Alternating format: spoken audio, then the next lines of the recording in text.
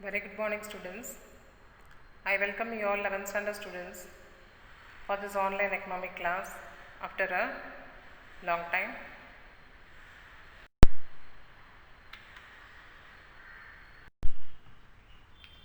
Let us now go to chapter 9, Development Experiences in India.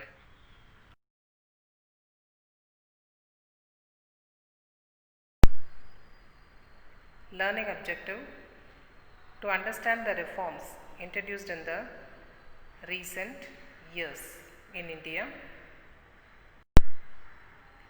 Let us now get into the lesson and see the introduction part.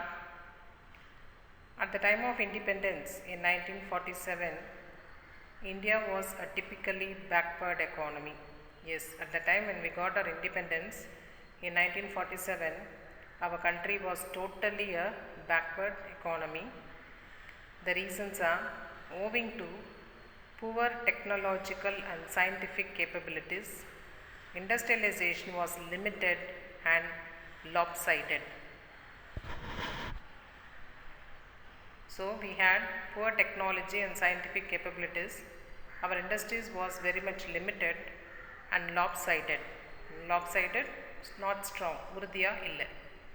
Agriculture sector resulted into low productivity. Even in agriculture sector, our production was very low. Means of transport and communications were underdeveloped. There were no proper roads and railway lines. Educational and health facilities were grossly inadequate. We don't have proper education facilities and also the proper health facilities. In short, in brief, the country suffered from the major twin problems, that is, one is poverty and another one is unemployment. Both will result in the low standard of living. So in the entire country, people suffered from two main problems. One problem is poverty, another problem is unemployment. These two problems resulted in the low standard of living of the people of India. The year 1991 is an important landmark in the economic history of post-independent India. So we got our independence in 1947 and a new economic policy was framed in India in the year 1991. It was an important landmark in the economic history of India. The country went through a severe economic crisis. Indian economy responded to the crisis by introducing a set of policy known as structural reforms. These policies were aimed at correcting the weakness and rigidities in the various sectors of the economy such as industry, trade, fiscal and agriculture. So Indian economy responded, our government responded to overcome all this problem by introducing a set of policy. These policies were known as structural reforms. So these policies aimed at correcting all the weakness and rigidities in the various sectors of the economy. In which are the sectors? Industrial sector, trade, fiscal, finance and also in the agriculture. So these are all the introduction part of the lesson. We'll be seeing each point in detail in the lesson. Let us now see the meaning of liberalization, privatization and globalization, the three important policies introduced by the Government of India in 1991. In short, we can tell it as LPG. Liberalization, privatization and globalization. Yes, let us see one by one what I mean by liberalization, what is privatization and what is globalization. The triple pillars of new economic policy. So these three are the pillars of new economic policy, that is liberalization, privatization and globalization. What do you mean by this liberalization? Dharala Mayam, that is called as a liberalization. Privatization, Taniyar Mayamakkudal. Globalization, Ulaga Mayamathal, that is called as a globalization. Let us see now what is liberalization. Liberalization refers to removal of relaxation of governmental restrictions in all stages in industry. That is nothing but liberalizing, freeing. Liberalization refers to removing all the relaxation of government restriction in all the stages in industry, that is delicensing, decontrol, deregulation, subsidies, and greater role for financial institution are the various facts of liberalization. So liberalization, it refers to removing of all the governmental restrictions in all stages in the industry. Let us now see what I mean by privatization. Privatization means transfer of ownership and management of the company from government to the private sector. Moving the public sector to the private sector is called as a privatization. Denationalization. What do you mean by denationalization? நாட்டுடைமையாக்குதல், disinvestment, அரசு முதலீடு, and opening exclusive public sector enterprises to private sector are the gateways to privatization. So, privatization means transferring the ownership from the government to the private people. Denationalization, disinvestment, and opening exclusive public sector enterprises to private sector are the gateways to privatization. Next is the globalization. Globalization refers to the integration of domestic economy with the rest of the world. That is integrating, mingling Indian market with the entire world market. Indian economy with the rest of the world economy is called as a globalization. Import liberalization through reduction of tariff and non-tariff barriers, opening the doors to foreign direct investment and foreign portfolio investment are some of the measures towards the globalization.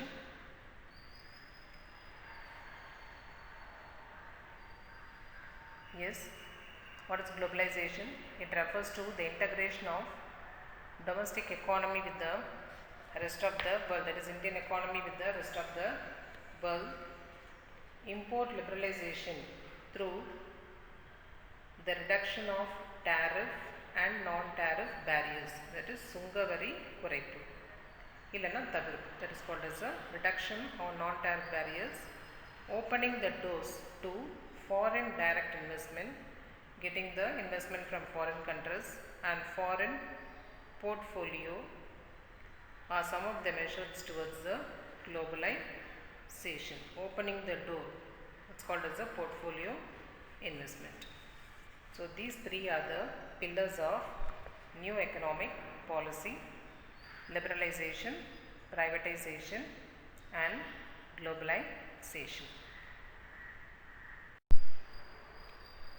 Let us see now the arguments in favor of LPG. Whether the introduction of this LPG by the government is a good or bad. See, the first liberalization was necessitated. That is important because various licensing policies were said to be deteriorating, that is reducing the growth of the economy. Privatization was necessitated because of the belief that private sector was not given enough opportunities to earn more money. Globalization was necessitated because today a developed country can grow without the help of the underdeveloped countries. So these are the arguments in favor of LPG. Liberalization was necessitated because various licensing policies are reducing the growth of the economy. Privatization was necessitated because the private sector was not given enough opportunities to earn more money. Globalization was necessitated because today any developed country can grow without the help of the underdeveloped countries. Natural and human resources of the developing countries are exploited by the developed countries and the developing economies are used as a market for the finished goods of the developed countries.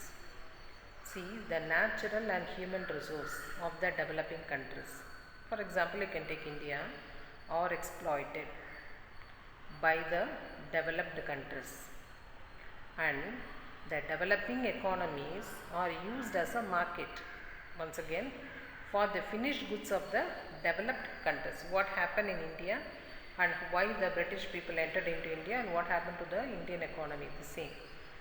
The surplus capital of the developed countries are invested in the backward economies.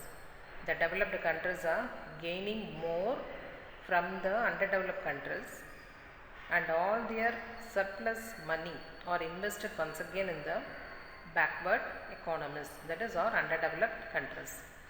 Obsolete and outdated technology, obsolete old model and outdated technology not in fashion of the developed countries can be easily sold to poor underdeveloped countries. The thrown out technology of the developed countries is sold to the poor underdeveloped countries. Finally, ultimately, the rich countries can grow further at the cost of the developing economies. Finally, the rich countries, the developed countries, can grow further at the cost of the developing economies. So, these are the arguments in favor of LPG. So, liberalization was introduced in order to cut short all the licensing policies. Privatization was introduced to convert or to give an opportunity for the private sector to earn more money. Globalization was introduced because a developed country can grow without the help of the underdeveloped countries, and the natural and human resources of the developing countries are being exploited by the developed countries, and the developing economies are acting as a market for the finished goods of the developed countries. The surplus capital, the surplus money of the developed countries are once again invested in the backward economies. Old model and old fashioned technologies thrown out from the developed countries are sold to the poor underdeveloped countries. Finally, the rich countries can grow further at the cost of the developing economies. Rich countries are growing at the cost of the developing economies. Let us now see the arguments against LPG. So, what are the disadvantages of this LPG? Liberalization measures, when effectively enforced, favor an unrestricted entry of foreign companies in the domestic company. Such an entry prevents the growth of the local manufacturers. So, if liberalization policy is introduced by the government of India, what will happen? All the foreign companies will very easily enter into India, and thereby they will affect the growth of our local manufacturers. Second one, privatization. Privatization measures favor the continuance of the monopoly power. If the government introduces this privatization policy, monopoly takes place within the country. So, only the powerful people can sustain in the business market. Only those people who are very familiar with the business alone can sustain. Social justice cannot be easily established and maintained. We cannot establish social justice. As a result, the disparities வேறுபாடு tend to widen, பெருசாகும் among the people and among the regions. Globalization measures tend to integrate all economies of the world and bringing them all under one umbrella. So, if the globalization policy is introduced in India, what happens? It integrates all economies of the world and bring them all under one umbrella. They pave the way for redistribution of economic power at the world level. So, this globalization helps for the redistribution of economic power at the world level. Only the already well developed countries are favored in this process, and the welfare of the less developed countries will be neglected. So, if this LPG is introduced in India, what happens? The well developed countries are only favored, and the welfare of the less developed countries will be neglected. The economic crisis of the developed countries are easily spread to the developing economies through the trade. So, the economic crisis that is taking place in the developed countries are very easily passed or spread to the developing economies through the trade. So, these are the disadvantages of LPG. That is, if liberalization is introduced, what happens? Foreign investors very easily enter into India, and thereby they will affect the growth of our local manufacturers. If privatization is introduced, there is a possibility of monopoly taking place in the country. Only the well-known business persons can sustain. Social justice cannot be maintained. Globalization tend to integrate all economies of the world and bring them all under one umbrella. By introducing this LPG, only the well-developed countries are being favored and not the developing country. The following are the major changes that has been taken place after 1991. That is, after introducing this LPG. What are the changes? Foreign exchange reserves started rising. Foreign exchange have started to come into India. There was a rapid industrialization. Throughout the country, industries have started to emerge. The pattern of consumption started improving. The consumption level of the people started to increase. Infrastructure facilities such as express highway, metro rail, flyovers and airports started expanding, but the local people were thrown away. So, all this benefited the high class people but not the poor people. The benefits of this growth in some sectors have not reached the marginalized section of the community. The process of development has generated serious social, economic, political, demographic and ecological issues and challenges. Despite all these initiatives in the Indian economy, a large section of the people of India continue to face basic economic problems. So, the benefits of this growth in some sectors have not reached the marginalized section of the community. So, even though the government have introduced many policies in 1991, it does not reach all the section of the community. The process of the development process has generated serious social, economic, political, demographic and ecological issues and challenges.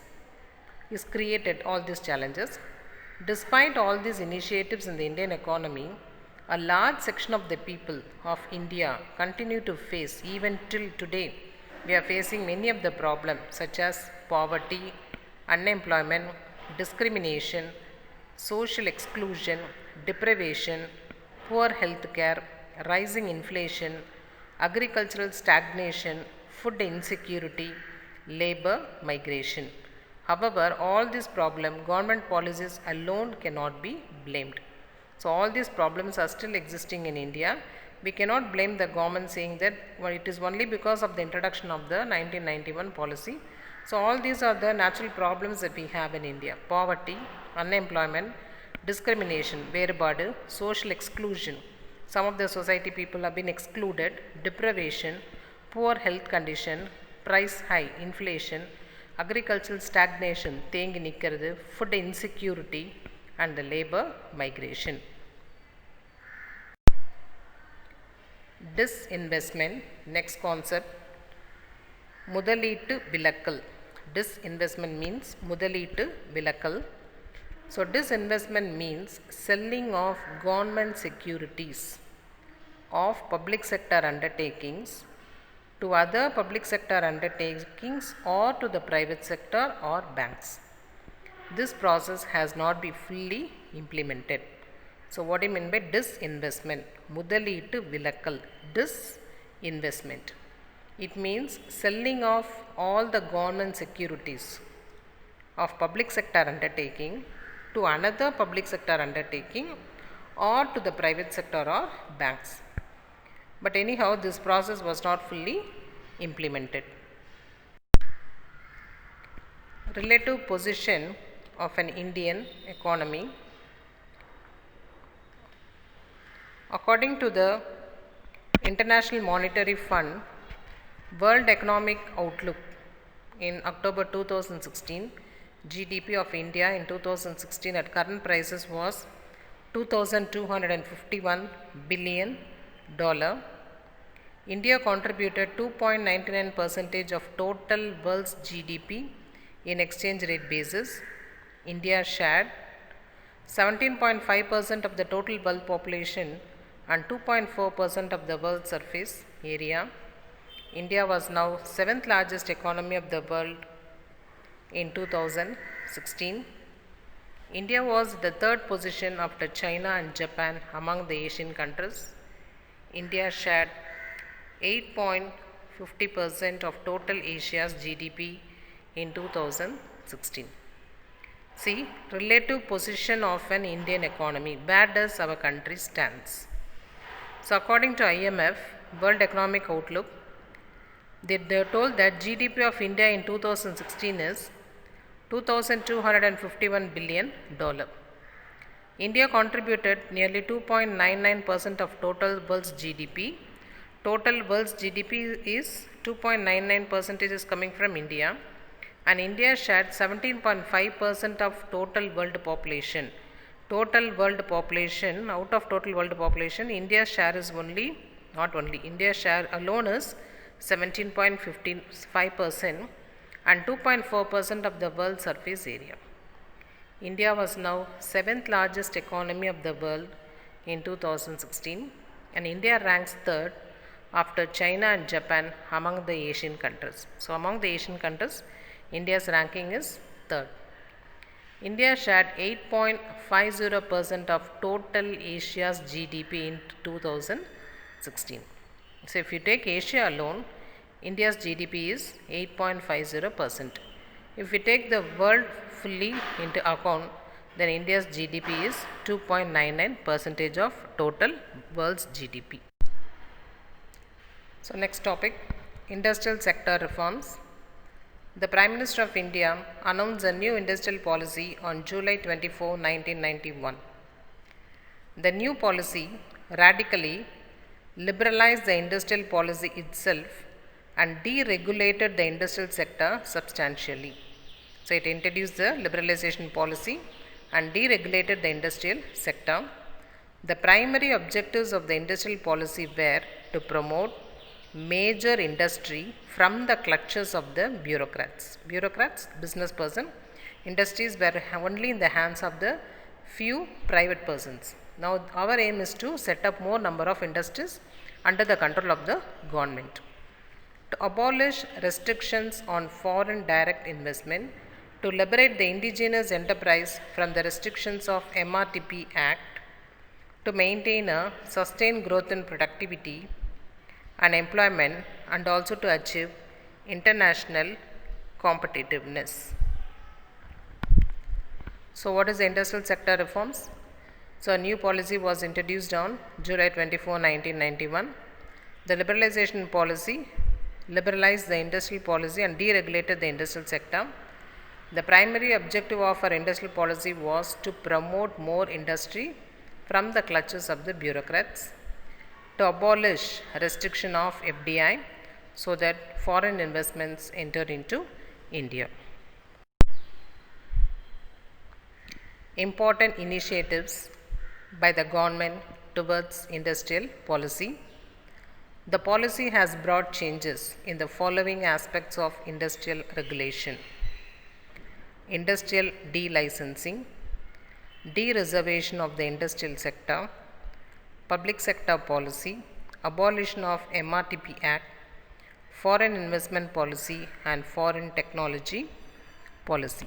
So, the policy has brought changes in the following aspects of industrial regulations. First one, industrial delicensing, ஒதுக்கீடு, removing. Next, dereservation of the industrial sector.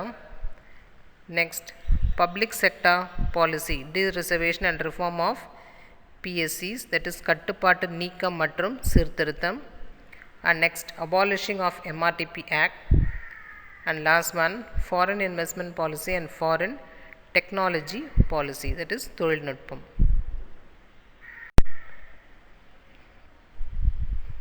See the industrial deregulations before 1991 and after 1991. So before 1991, industrial licensing, license is a must for all commodities. Private sector is not allowed in many industries. There was a control on price fixation and distribution. But after 1991, government have relaxed many things. So licensing restricted to alcohol, drugs, etc. Only for these two commodities, licensing is a must. Only defense, energy, railway for public sector, large scale privatization, disinvestment. That is, except defense, energy and railway, other departments all have gone to the hands of the privatization of private people. Market was allowed to determine the prices. First one, industrial delicensing policy. The most important objective of the new industrial policy of 1991 was the end of the industrial licensing or the license raj or red tapeism. Under the industrial licensing policies, private sector firms had to secure licenses to start an industry. So this was a great threat for the businessman to start any business. If at all, if you want to start any business, you have to get a license, and it is very difficult process. So this licensing policy has stopped many of the businessmen of entering into the business. So the most important objective of new industrial policy of 1991 was the end of the industrial licensing or the end of the license raj or the end of the red tapeism. So under the industrial licensing policy, private sector firms had to secure licenses to start an industry. But after 1991, this system was totally cancelled. You can start any of the industries without getting any license from the government. Dereservation of the industrial sector. Previously, the public sector was given reservation, especially in the capital goods and the key industries. So public sector was given reservation or given importance only for capital goods and the very important key industries. Under industrial deregulation, what happens? Most of the industrial sectors were open to the private sector as well. So before, certain industries were given license only for the government or the public sector to set up. But after the introduction of a new policy, any industries can be started by the private also. Those industries which are already existed or started only by the public sector also can be now taken hand by the private sector. So under the new industrial policy, only three sectors, atomic energy, mining and railways, will continue as reserved for public sector. So atomic energy, minerals, mining and railway department, these three will be always in the hands of the government. It will not be privatized. Other than that, all the industries can be set up both by the public as well as by the private. All other sectors have been open for private sector participation. This is called the dereservation of the industrial sector. Permission was given for the private sector to start any of the industries except the three. What are the three? Atomic energy, mining and railways. Reforms related to the public sector enterprises. Reforms in the public sector were aimed at enhancing efficiency and competitiveness of the sector. So the government identified strategic and priority areas for the public sector to concentrate. Loss-making public sector units were sold to the private sector. So reforms in the public sector were aimed. So public sector, they started to take reforms. They aimed at enhancing efficient and competitiveness of the sector. So they thought that public sector means it should be very efficient. So the government identified certain strategic and priority areas for the public sector to concentrate. They have selected certain departments to keep it in their hands, remaining the loss-making private sector undertakings which they cannot be managed by the public sector were now sold to the private sector. Abolition of MRTP Act. The new industrial policy of 1991 was abolished the Monopoly and Restrictive Trade Practices Act 1969. MRTP Act means Monopoly and Restrictive Trade Practices Act 1969. In 2010, the Competition Commission has emerged as a watchdog in monitoring competitive practices in the economy. The policy caused big changes, including emergence of a strong and competitive private sector and a sizable number of foreign companies in India. So what happened? New Industrial Policy of 1991 has abolished, cancelled what the Monopoly and Restrictive Trade Practices Act, monopolist, that is single seller. Certain products are being sold only by a certain persons. That act was been cancelled. In 2010, the Competition Commission has emerged, started, and they watched as a watchdog and controlled the competitive practices in the economy. The policy issued big changes, including emergence of a strong and competitive private sector and a sizable number of foreign companies in India. So after abolishing this MRTP Act, what happens? Many of the private sector industries have started in India, and also a number of foreign companies also have been started in India.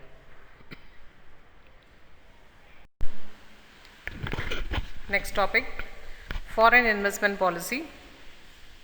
So another major feature of the economic reform was red carpet welcome to foreign investment and foreign technology. It's a very important one, foreign investment policy. So after the introduction of this 1991 economic policy, what happened? There was a red carpet welcome to the foreign investment and the foreign technology.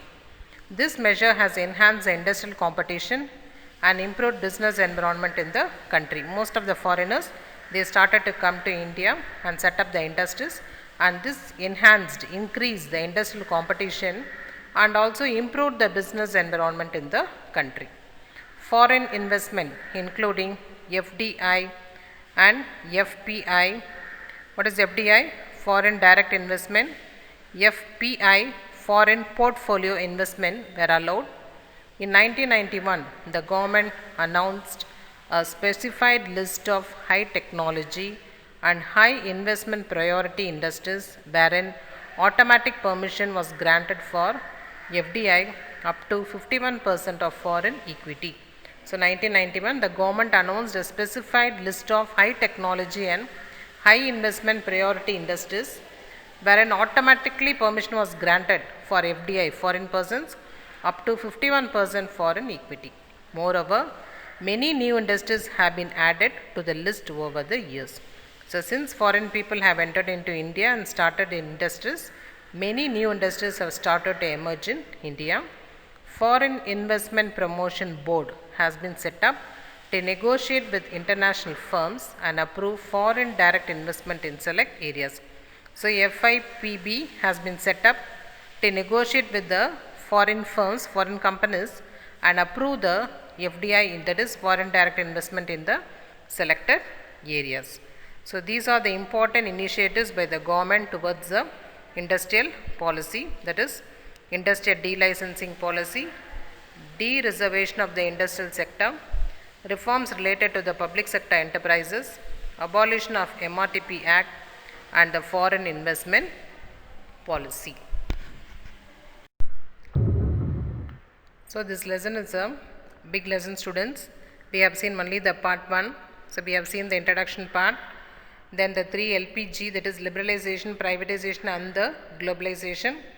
Then we have seen the arguments in favor of LPG and arguments against LPG, what is disinvestment and the relative position of an Indian economy, then industrial sector reforms, then the important initiatives taken by the government towards the industrial policy.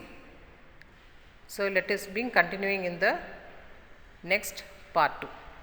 Thank you, students.